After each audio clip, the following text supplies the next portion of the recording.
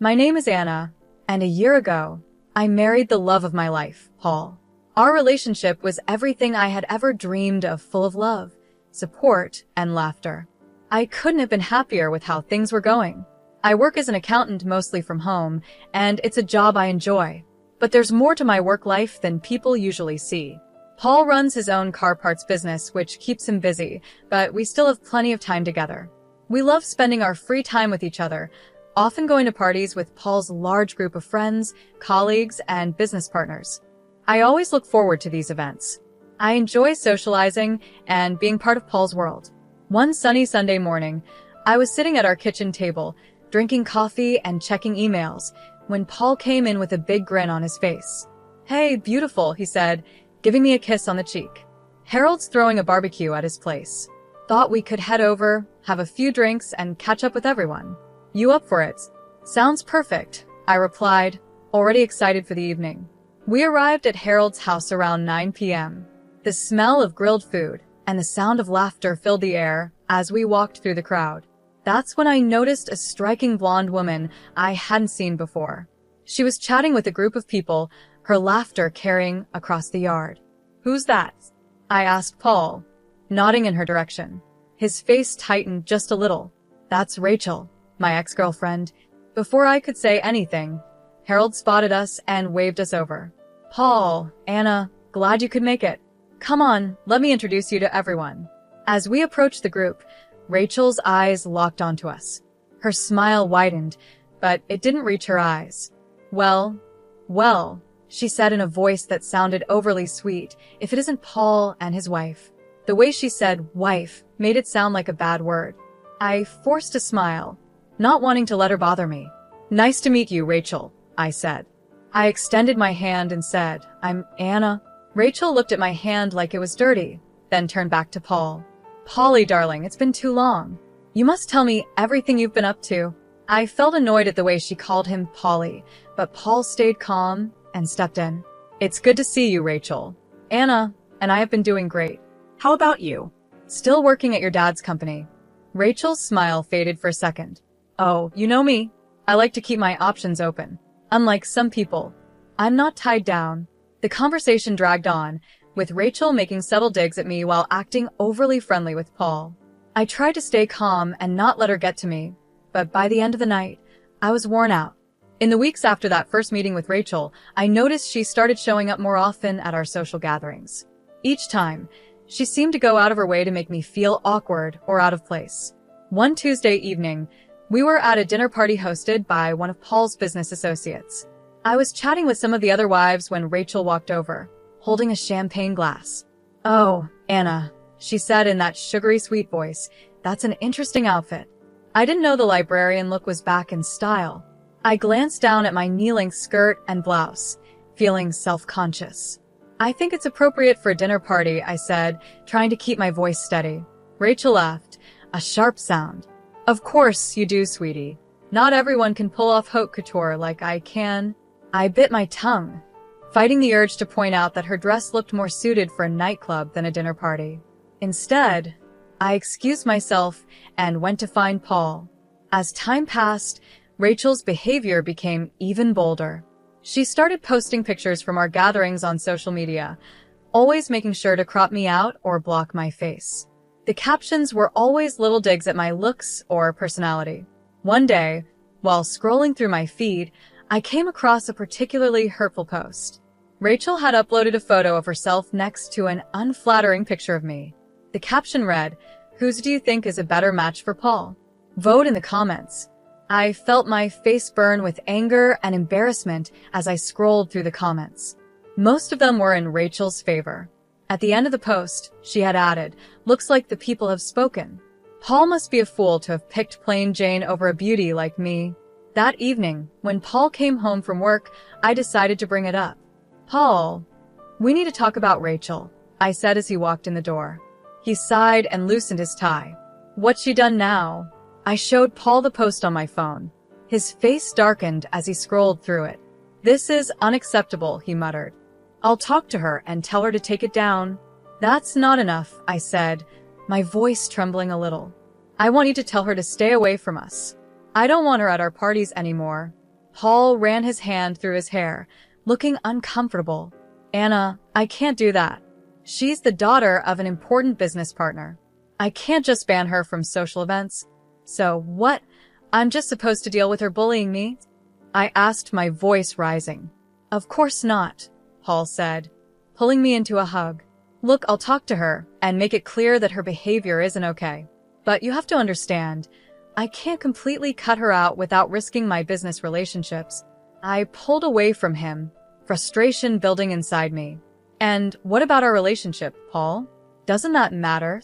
Of course it does, he said, looking hurt. You know you're the only one I love. Rachel is in the past. I chose you, remember?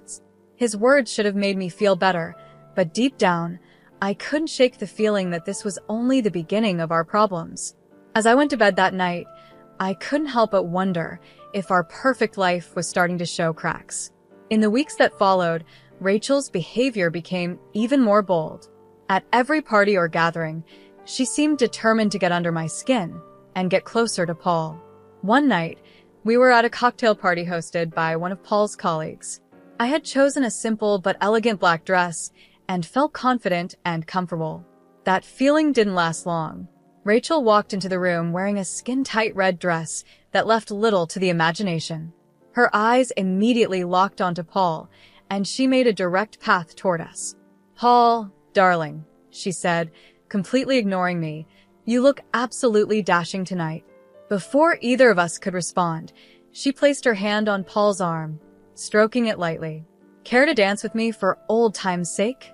I felt my anger rising, but Paul smoothly removed her hand from his arm. Thanks, Rachel, but I'm here with my wife. Maybe another time. As we walked away, I felt a small sense of victory, but it didn't last long. Throughout the night, I watched as Rachel kept trying to get Paul alone. She'd call him over to discuss business or ask for help with some made-up problem.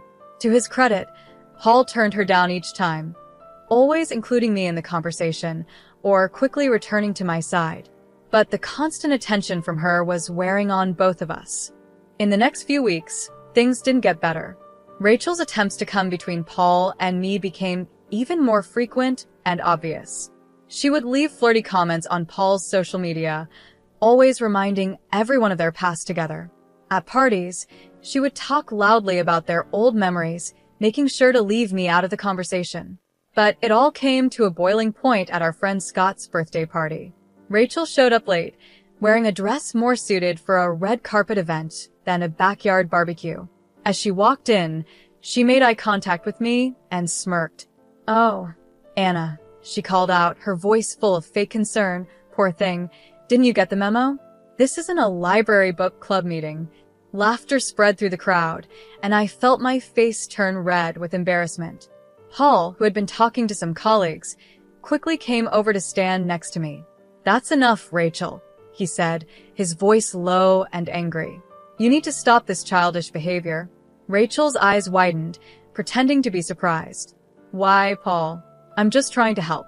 Someone has to teach your little wife how to dress for these events. Before Paul could respond, I suddenly felt something cold and wet soaking through my clothes. I looked down in shock and saw red wine spreading across the front of my dress. Rachel stood in front of me, an empty glass in her hand, her face showing fake regret. Oh no, she gasped, how clumsy of me. Although, to be honest, that stain is an improvement on that dreadful outfit. The party went quiet, with everyone staring at us. I stood there, wine dripping from my dress, feeling humiliated and furious. But as I looked at Rachel's smug face, something inside me snapped. You know what, Rachel? I said, my voice calm and steady. I'd rather wear this stained dress than spend another minute pretending to be civil with you. Your behavior is pathetic and embarrassing. If you'll excuse me, my husband and I are leaving. I turned to Paul, who was looking at Rachel with a mix of shock and disgust. Let's go home, I said. As we walked toward the exit, I heard Rachel's shrill voice behind us. Paul, darling, don't go. Stay, and I'll take good care of you. Paul didn't even turn around. He put his arm around me and said loudly enough for everyone to hear, the only person I want taking care of me is my wife. Goodbye, Rachel. As we drove home in silence, I couldn't shake the feeling that a line had been crossed. Rachel had shown her true colors, and there was no going back after this. One sunny morning, Paul came into our bedroom with a serious look on his face. "Anna, I have to go on a business trip," Paul explained. "It's important for the company. I'll be gone for about a week." I nodded, trying to ignore the small knot of unease in my stomach. "Okay, when do you leave?" "Tomorrow morning," he replied. "I'm sorry for the short notice." It came up suddenly. I forced a smile. "It's fine, I understand. Your business is important." The next day, Paul left for his trip, and I found myself alone in our house. The week passed slowly. I kept myself busy with work to distract from the emptiness. On Tuesday evening, my phone rang.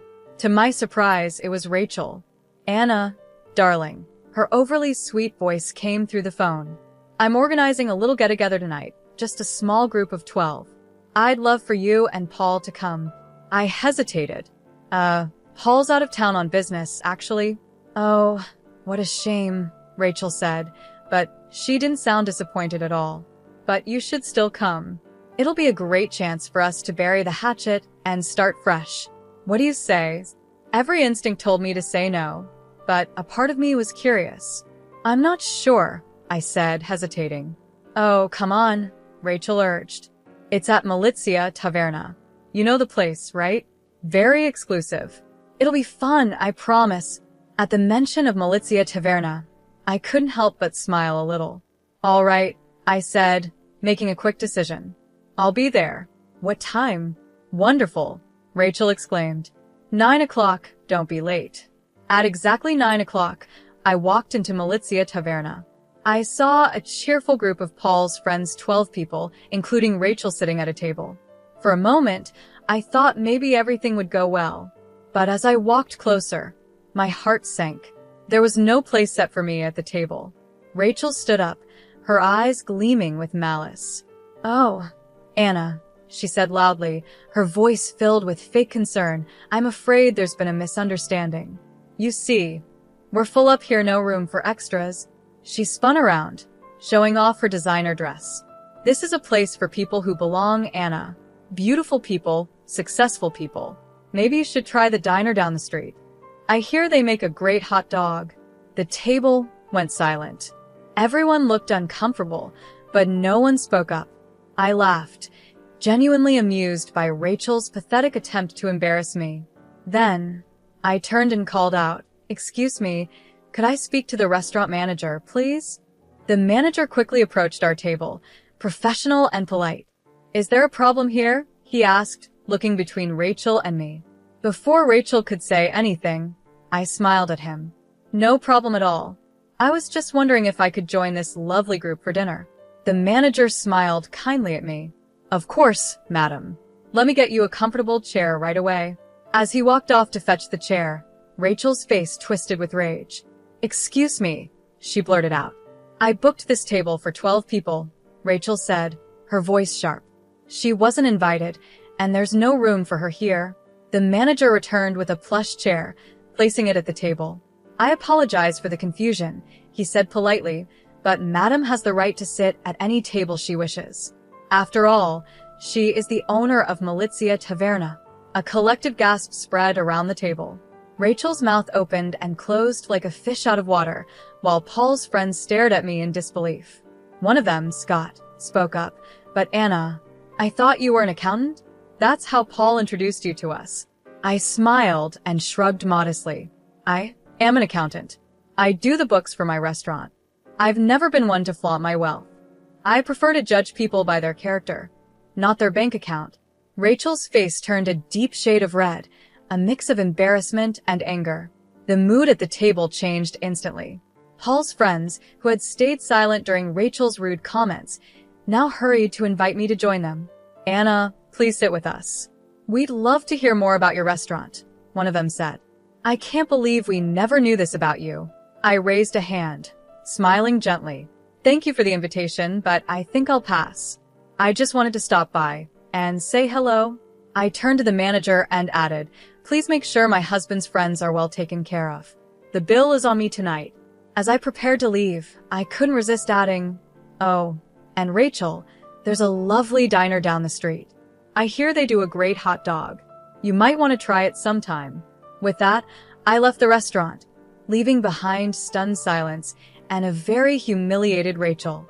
When Paul returned from his business trip a few days later, I told him about the incident over dinner. "You should have seen her face, Paul," I said, laughing. "I don't think I've ever seen anyone turn that shade of red." Paul shook his head, chuckling. "I can't believe she thought she could embarrass you like that. You handled it perfectly, Anna."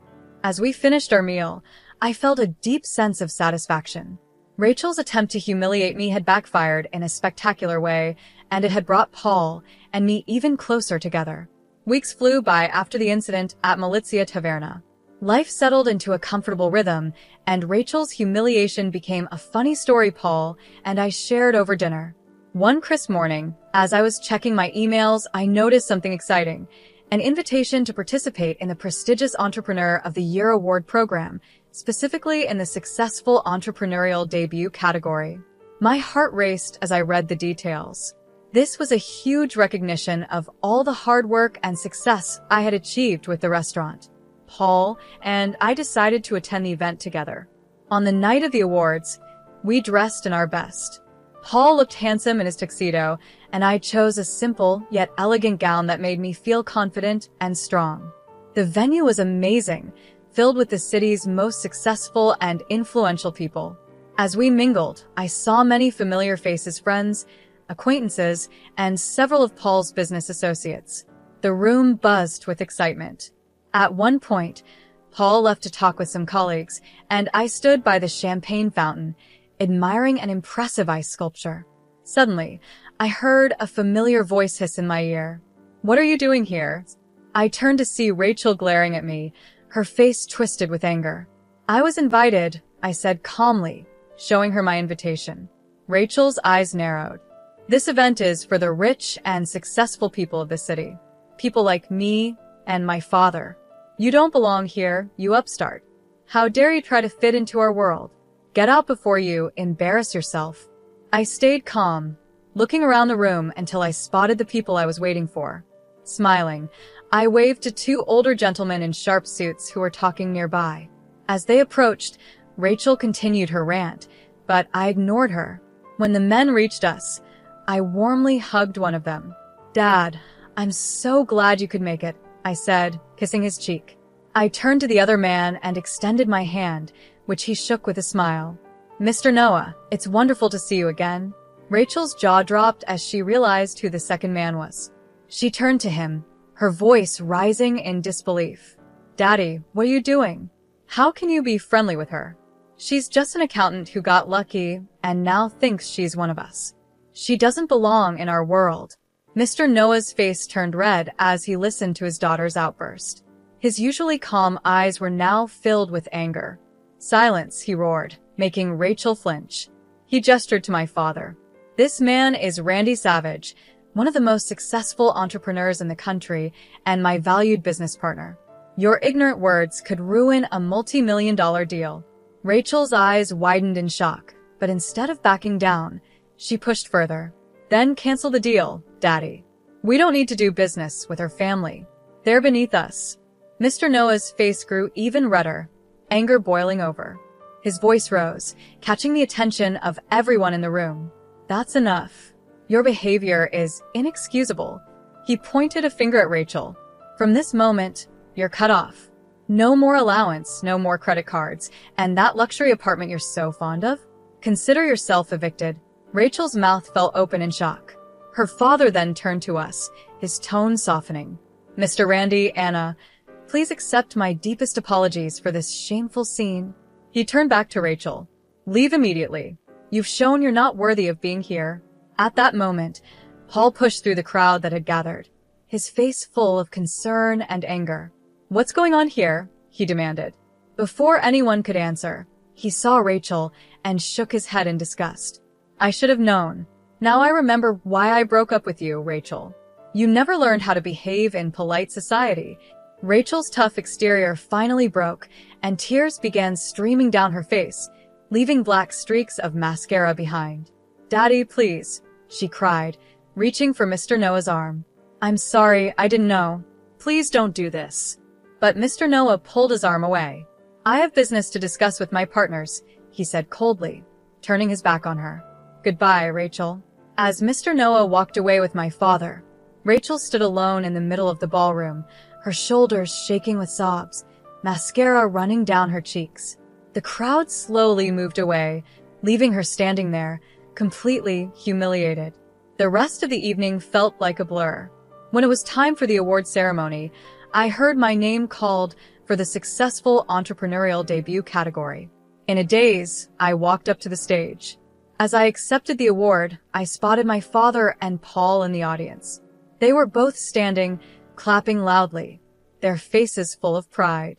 Their excitement lifted my spirits, and I felt a wave of joy and accomplishment wash over me. In the weeks after the awards ceremony, life found a pleasant new rhythm. The golden statue sat on our mantel, a quiet reminder of that unforgettable night. Paul and I continued to attend parties with his friends and business associates, but without Rachel's toxic presence, the gatherings became much more enjoyable. The atmosphere was lighter, the conversations more real, and there was more laughter. One evening, as we were getting ready for another social event, Paul came up behind me while I was putting on my earrings. He wrapped his arms around my waist and said, "You know, I've noticed how much more fun these parties have been lately." I smiled at him in the mirror. I was just thinking the same thing. It's amazing how one person's absence can change everything. Paul nodded, looking thoughtful. Speaking of absence, have you heard anything about Rachel lately? I shook my head. Not really. She seems to have disappeared completely. Although I did overhear Scott talking to his wife at the last party. Apparently, there's a rumor that Mr. Noah sent Rachel to another state. Something about not wanting her to embarrass him or the family business anymore. Paul raised an eyebrow. Wow, that's pretty drastic, but I can't say I'm surprised after how she acted at the award ceremony. I turned to face him, adjusting his tie. It's a shame, really.